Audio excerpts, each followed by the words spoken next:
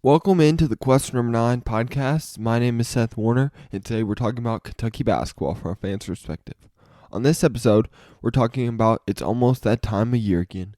Big Blue Madness is coming up tonight, and the blue and white scrimmage is coming. We already had Kentucky's Pro Day for some people who saw that, but the blue and white game will be Kentucky fans' first true look at this Kentucky team this year. And with Caden Lewis visiting tonight for Big Blue Madness and him actually getting a crystal ball to go to Kentucky, there's a lot of news and notes for Kentucky to look and a lot of things going on in Kentucky basketball right now. One of the big things is Kentucky's schedule has really been shifted, and we got a lot of times and different things for that. And one of them, as the schedule has been completed, and that's been done for a few weeks now, and times are starting to come out. And I actually started looking at the schedule, and Kentucky's first game is actually Wright State. And I was looking at Wright State's roster, and I thought one interesting player for them was Trey Cavan. He is a 6', 165-pound guard, senior guard, who's a efficient scorer, almost 20-point scorer, who's a good playmaker at 4 assists a game, but who understands how to score at his own pace. But Kentucky will just probably overwhelm this team, and we'll just have to see how Kentucky does being their first game ever as a team, being a very new team as we've talked about in the past. And then Kentucky's next game will be against Bucknell. Bucknell is a team who has lost quite a few players from last year's team, but one player I found on their roster that is bringing back some experience is Jack Forrest. He's a guard he's a 6'5" senior at 208 pounds who averaged 16 points, 5 rebounds, and 1 assist. He's a undersized wing who, if Kentucky lets go, can score at a high clip. And then where Kentucky's season, I feel like, really starts is when we play Duke. One of Duke's big contributors coming back is Tyrese Proctor. Tyrese Proctor is a guard coming out of high school who reclassified. So he came a year early, but is now a junior. So he would have technically been a sophomore for his age. So at 6'6", 183 pounds, he's a guard who has struggled to shoot the ball, but we'll see what improvements he makes coming into his junior year. Last year he averaged 10 points, 3 rebounds, and 3 assists on 42% from the field. And another big guy for Duke, as most people know, is Cooper Flagg. Cooper Flagg is for me, more of a defensive-minded player with his long wingspan, ability to shot block, and some of his versatility on that end. He's still a work in progress for me on offense. He can get to spots at times, but sometimes gets his head down and isolates too much, especially this being one of Duke's first games. I don't know how well he'll do with the ball in his hands consistently, and I'm just not totally bought in as him being a facilitator coming in, especially this early. I have Kentucky winning this game personally. And then coming in, their next team that they're playing is Lipscomb. Lipscomb is a team that is a non-Power 4 now school that I found one of their better returning players, Will Pruitt. He's a senior, 6'3", 195-pound guard to keep an eye on and to see how these matchups go. He averaged 15 points, 6 rebounds, and 3 assists on 50% from the field. And a lot of these smaller teams, I'm not gonna talk a whole lot about, but I like to give at least someone to watch just because these teams are different and something we don't see a whole lot of Kentucky playing. And another team that Kentucky's playing is Jackson State. Jackson State, one thing that stands out is they have a lot of guys who left, and it's very much a transition similar to Kentucky, but probably not as talented coming in. One guy I found is Jennings Johnson. He's a 6'7" forward at 179 pounds. He's a junior this year, so the hope for them is he can make a leap, only averaging 4 points and 3 rebounds last year. And another team that we're playing, our next game, is Western, an in-state rivalry, and it'll be interesting. And one guy on their roster that I thought stood out to me is Don McKinney. He's a 6'2", 160-pound guard who averaged 15 points, 3 rebounds, and 2 assists, and was very efficient in what he did for this Western team last year. And Kentucky will have to make sure to keep their lead guard in check. He also shot 46.1% from the field last year and shot 36% from 3. I'm more of a driving guard who tries to finish in the paint and mid-range area, it seems. He averaged almost a steal a game. He was a little bit turnover prone with almost 2 turnovers a game, but I still just think Kentucky has too many weapons, too much space to make this team guard, and that's one of the big reasons I feel like Kentucky will win this game, in this in-state game. Kentucky's next game will be against Georgia State. This game's actual time has been announced and channel will be on. It'll be at 7 o'clock. This is Friday, November 29th at 7 o'clock on SEC Network. So this is one of the first games they've actually announced for the non-conference slate, outside the Dukes, the consistent ones that are, yeah. And one person that stood out to me on this Georgia State team was Dunnery Lane. He's a 6'5", 205-pound senior who averaged 13 points, 2 rebounds, and a little less than an assist a game last year. It'll be interesting to see how he can make a leap for this team as a senior, averaging a good role player numbers, but if he could be really one of their lead wing guards this coming year. And the next team we'll be playing is in the SEC ACC Challenge. Oh, and also in that Georgia State game, I have Kentucky winning. And the next team Kentucky will be playing is Clemson. And that's in the SEC ACC Challenge, like I said.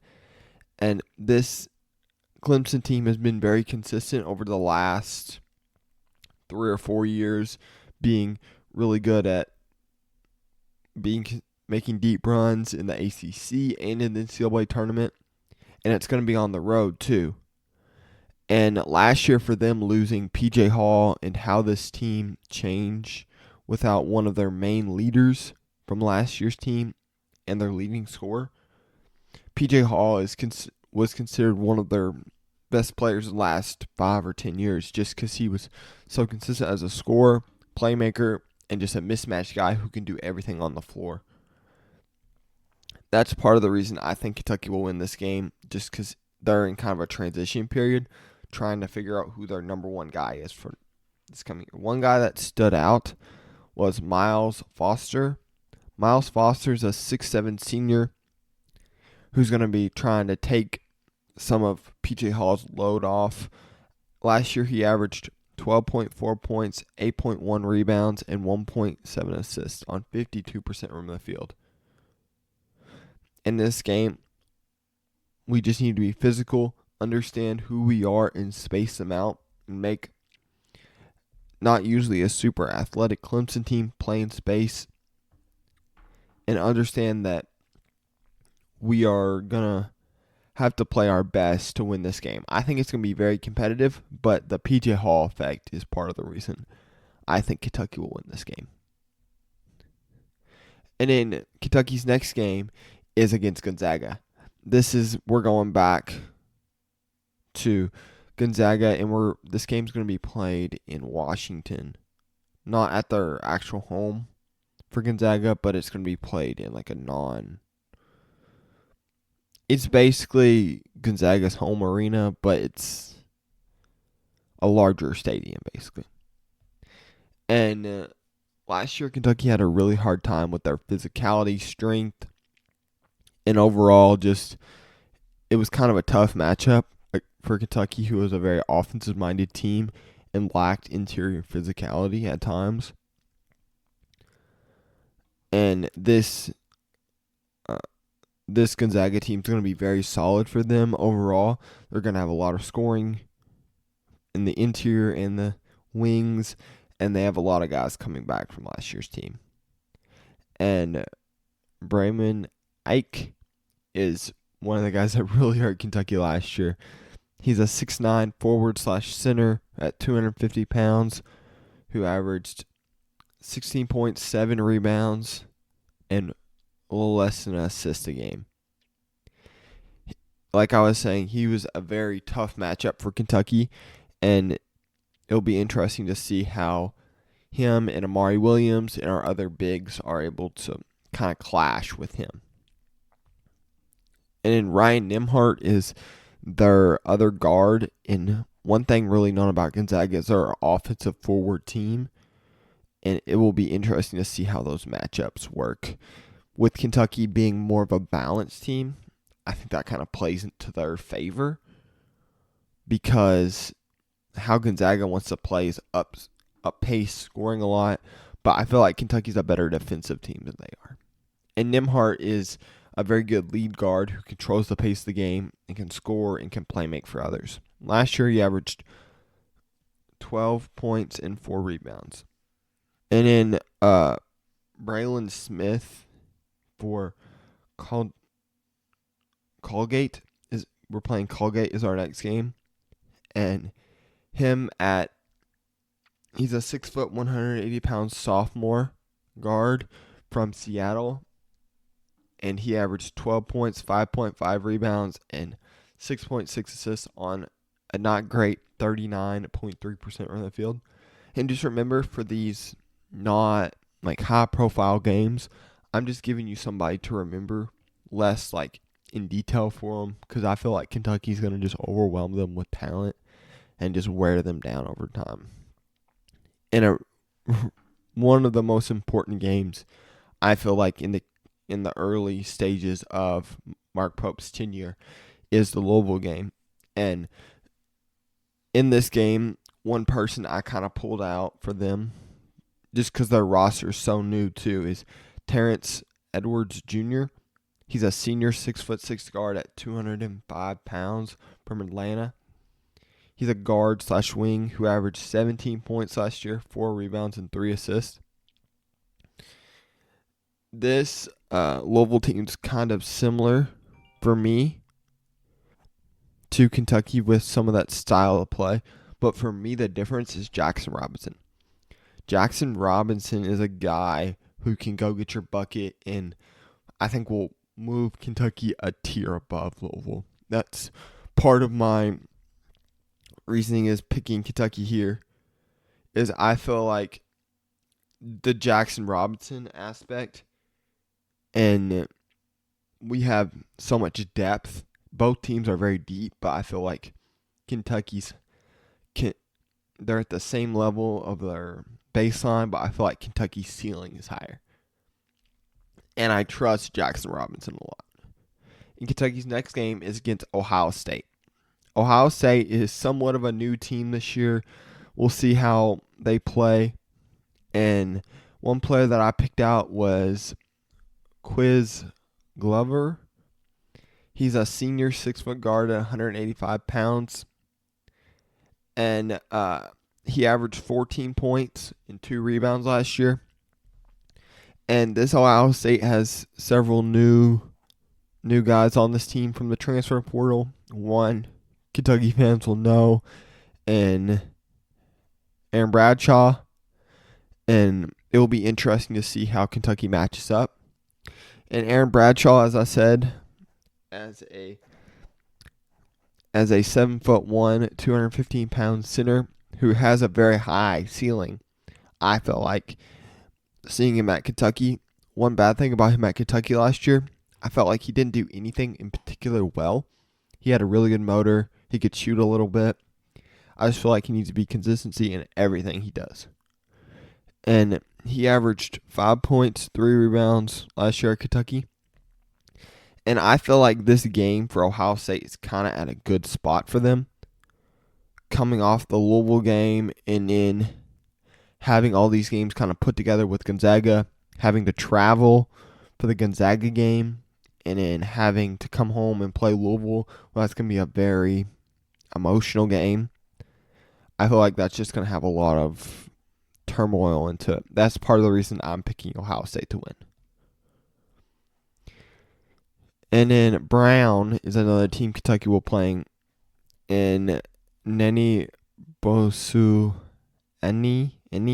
He's a junior forward at 6'8", 220 pounds, who was very good for them last year, who averaged 14 points, 9 rebounds, and 2 assists on 48.8% from the field. Not great for a forward, but still well, I feel like. And then now Kentucky's going to get into SEC play. And one team that Kentucky really struggled with last year was Florida.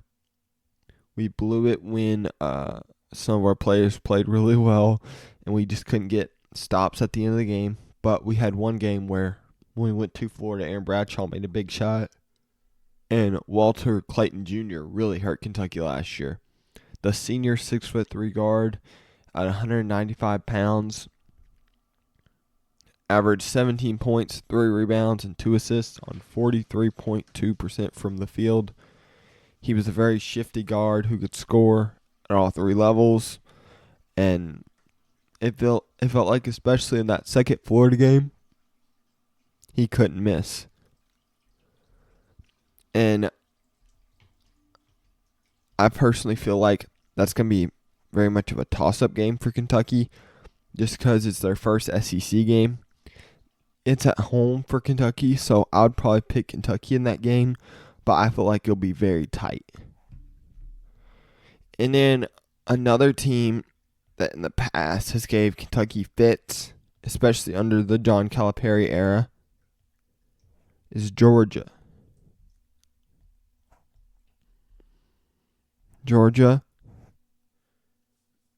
And this Georgia team with Mike White as their head coach, and Mike White was able to bring Florida to a pretty good standard, I felt like. And he's been able to build this Georgia program. And one player that I thought was interesting on their roster was Shane Muckery. He's a sophomore 6'5" guard at 195 pounds. He averaged 13 points, 3 rebounds, and 2 assists on 53.8% from the field. And I feel like this Georgia team always, and Mike White as their kind of head coach, just embodies some of the things, the physicality that Kentucky last year struggled with. And I feel like Georgia will win this game. Just from, I know they'll be prepared, in Kentucky coming off a very stressful win over Florida as their first SEC opener. I think that will make everything really chaotic just for this Kentucky team, and it being at Georgia. In Kentucky's next game, this is a really hard stretch for the Wildcats, where they're going to Mississippi State. Mississippi State, as most of you guys know, Josh Hubbard, their star guard, who went back and forth with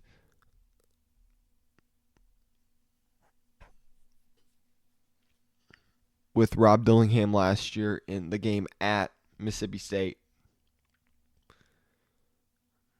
This one's a late tip at 8:30, but I personally will take the Wildcats to this one just because of the historicness of this Mississippi State Kentucky, where it feels like Kentucky always has the edge. And I feel like this Kentucky team, with their experience coming off a loss, and I feel like Mark Pope will be able to rally the troops. In Kentucky's next game, it will be against Wade Taylor in Texas A&M. That's another team. They knocked us out of the SEC tournament. And this game is at home for the Wildcats. And last year, Kentucky was down to the wire against them when we went to Mississippi State. I feel like with our defensive-minded guards and Lamont Butler, and we Otea away and some of these really good guards, I feel like we can pressure Wade Taylor because this offensive for the last few years have really been reliant on him. And I feel like Kentucky's experience and understanding of the moment in shooting will mess up their kind of zone press and the different things that their coach throws out on you. And I think we'll be able to create turnovers and be able to spread the floor really well. And I have Kentucky winning that game. And in Kentucky's next game, this is kind of one of my upsets. They're playing Alabama. It's Grant Nelson, and you have Cliff Amari and Mark Sears. Mark Sears, one of the premier guards in the country, considered one of the top for National Player of the Year. Grant Nelson last year really started to get hot going into the end of the year. A senior, big forward at 6'11", 230, who just transferred to Alabama last year and started a little bit slow, and then once they really got into that Final Four run, really started playing well as kind of a point forward, center forward. He'd bring the ball up and averaging 12 points, 6 rebounds, and 1 assist. Then Cliff Amari, the transfer from Rutgers. Another senior, 6'11", 250, averaged 10 points, 8 rebounds, and on 51% from the field, who's also an elite shot blocker. And Grant Nelson is not a great three-point shooter at like 30% from three. So it'll be interesting for me. I'm not confident about their spacing. That's one of the reasons I feel like Kentucky has a good chance in this game, is I don't know about their floor spacing and how their two bigs will work together. And I feel confident in Mont Butler being able to limit Mark Sears as much as possible. And Cliff Amari is very much a rim protector, can rim run, but is not going to space the floor at all. And I think it's going to be different for Grant Nelson being guarded by the 4 instead of the 5. So that makes it easier because the 4 can usually move quite a bit better than the 5, so they can defend them better. And in their 5 is usually their shot blocker. So you're not pulling the shot blocker away from the basket as much. And that's my main reason I feel like Kentucky has a chance or should win this game. And in Kentucky's next game, it's Vandy. Kevin McCall is a guy I picked out. They have a few transfer guys that transferred out and transferred in. Like most teams, it feels like. But Vandy's given Kentucky troubles in the past under Cal, but we'll see. I know Coach Pope will always give some experience. I know he understands how to calm the storm a little bit after a big game. And I feel like our experience is really after the last game where we won one and then lost one. That's where I kind of get hung up after the Ohio State loss and then a few of those others in there. I feel like this is where Kentucky is going to really take control and say, no, we're not going to get too high, we're not going to get too low, and they'll beat Vandy. And then another big matchup, this is a team that I feel like is about the same level, maybe a little bit lower than Kentucky, that other people are higher on than I am, is Tennessee.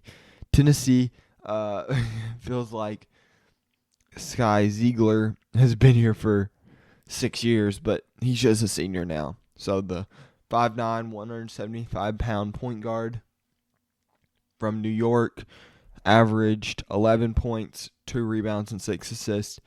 Everybody who watched him last year in the SEC knows he's even more impactful than really the stats show, shooting 39% from the field too, but is an improved three-point shooter who's lightning quick and is strong enough, can hold up on the defensive end with bigger guards, is really quick to get under guards and steal the ball. Is just a really solid overall perimeter defender, one of the best in the country, and still impacts the game on the offensive end because some guards can just do defense, especially when they're his size at 5'9". And their big transfer this year is Chaz Lanier. Kentucky was also in for Chaz Lanier with like Jackson Robinson, but we prefer Jackson Robinson. But Chaz Lanier is a senior 6-foot guard at 199 pounds who last year was a really good scorer, not great efficiency, at 52% from the field. He shot a really good 44% from three last year, but the year before that his efficiency wasn't as good. He was a guy that kind of blew up a little bit last year, but we'll see if he can keep up that consistency and be that dynamic scorer for Tennessee. And then probably this and Louisville are, for me, the two biggest games. Oh, and also I have Kentucky losing to Tennessee here just as kind of a look-ahead spot. Playing, like I said, probably the biggest or the second biggest game is Arkansas. And this Arkansas team only plays like 8 guys, so it'll be interesting for me to see how their rotation stacks up. If somebody doesn't play well or if you have injuries. And Kentucky is probably going to try to play a very fast-paced game and try, because I know Mark Pope likes to bring out the press every once in a while, zone, mix things up. It'll be interesting to see where these two teams are at when it comes into the game and the pressure that both of them are under. And John L. Davis was considered one of the best guards in the transfer portal. A 6'4", 210 guard. He's kind of a combo guard. He averaged 18 points, 6 rebounds, and 3 assists last year at 48% from the field. And a really good three-point shooter. And probably for me, personally, even if he would have stayed at Kentucky, this was probably the key to this team. Adu Thiero. Adu Thiero is a 6'8". He might be 6'9" in pictures I've seen. But at 220, he's a very physical player, a forward, somebody who can, with the ball in his hands, can pass, can shoot. Not a good shooter, but if he develops into that, he could be a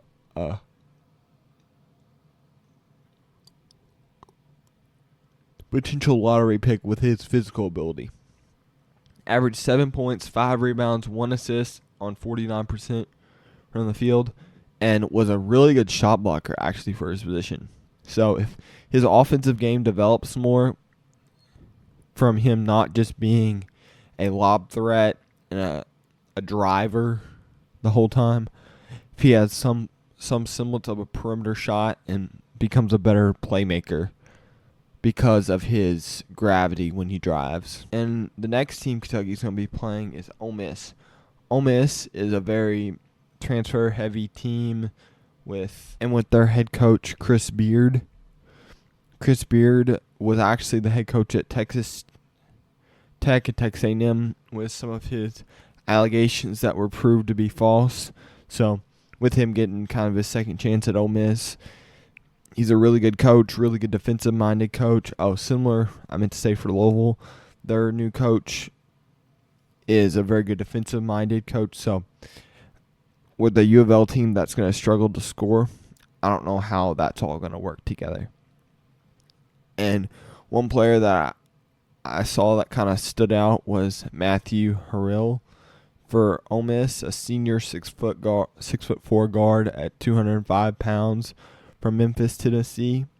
Averaged 16 points, 3 rebounds, and 2 assists last year on 46% from the field. And I have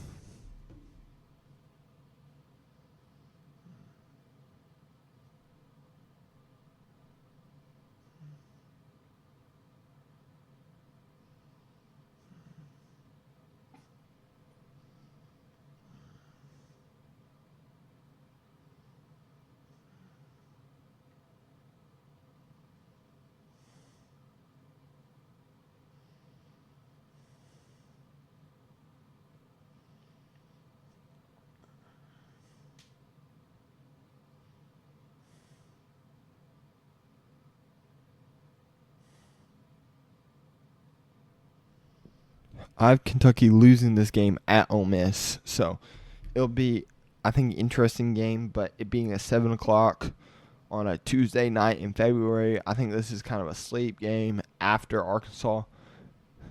Yeah, this is going to be a little bit of a down stretch, I feel like, for Kentucky, just with some of the highs and lows being so high in the preseason, in the non-conference doing really well, but just a really hard SEC schedule, I feel like, is what's going to get them. And then the next team Kentucky's going to be playing is South Carolina. South Carolina is kind of a rebuilding team at the moment with having a newer coach, but Kentucky has lost them last year and the year before. So it'll be interesting to see how Kentucky does against another very much transfer heavy team. But one guy that kind of stood out is Colin Mary Bolus. He's a sophomore, 6'7", 240 pounds forward. Averaged 10 points, 5 rebounds, and 2 assists last year on almost 60% from the field. And then the next team Kentucky will be playing, it'll be interesting, Texas, because Texas lost several key starters from last year's team. That was underwhelming, where they got to the Elite Eight the year before, but last year they were very underwhelming. It'll be interesting to see how that team plays. And one guy that I picked out was Arthur Kuma. He averaged 14 points, 7 rebounds, and 2 assists last year. With their leading scorer gone and their leading assist man gone, but they still have their center. So it'll be interesting to see how that team goes into somewhat of a transition. And then the next team Kentucky will be playing is actually somewhat of a revenge. His old team for Atea Owe, who played at Oklahoma. We're playing Oklahoma. And one guy that I picked out was Bryson Goodwin. Bryson Goodwin is a 6'4", 190-pound guard who averaged 14 points, 3 rebounds, and 1 assist last year. So it'll be interesting to see how this Oklahoma team kind of transitions, just with losing Atea Owe and one other starting guard. It's going to be interesting to see. And I have Kentucky winning that game also. Just with, you have 2 transitioning teams right there. And then another team that Kentucky has had a little bit of issues with, but last year had a big upset win, is Auburn.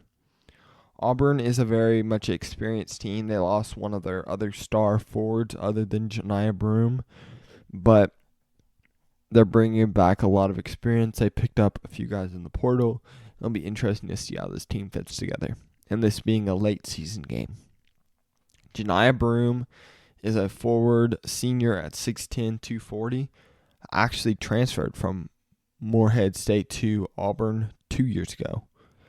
And last year he averaged 16 points and 8 rebounds. And it'll be interesting to see that matchup and it being at home, I predict Kentucky to win. And then Kentucky's next matchup is going to be against LSU. LSU has been somewhat of a up and down team the last few years, just because they've gone through a few scandals, transition, and it'll be interesting to see what this LSU team looks like. But it's at home, and I feel pretty comfortable about this Kentucky team taking care of business at home. And then Kentucky's next game, actually the last game of the year, is on the road at Missouri. Missouri is a team that's kind of going through somewhat of a transition a little bit with they've had a few different coaches in the last 4 or 5 like 3 or 4 years. 2 years ago they were able to beat Kentucky, but we will have to see how this matchup works. I feel like Kentucky, this is somewhat of a letdown spot, being the last game of the year, having to go on the road, and it will be interesting to see how Kentucky will match up. And this is a team that's known for having a lot of size, actually. And they have one dude that's 7'5" on their roster, Trent Burns. In last year as well, they're a very much transfer-heavy team. They have 3 dudes that are 7 feet taller. Yeah. My season prediction: Kentucky to go 27-6. This Kentucky team is very complete overall, but I think we'll have some up and downs. But I think is a top 10 to 15 team in the country, and we'll just have to see when it comes to the season. And that's all from the Question Number 9 podcast. My name is Seth Warner, and you can find us at Question Number 9 on Instagram. Please like and subscribe, and I will see you next time.